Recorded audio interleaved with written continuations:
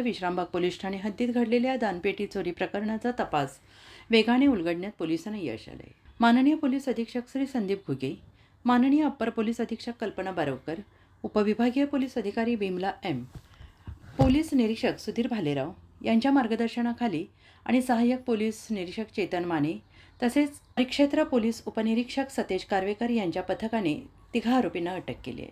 गुन्हा रजिस्टर क्रमांक 328/2025 BNS कलम 305, 331(2), 331(3) अन्वये दाखल असून पोलिसांना police constable 10-17 Aryan Deshingkar, police head constable 626 Biroba Naral यांना गोपनीय माहितीच्या आधारे आरोपींचा ठाव ठिकाणा मिळाला आहे.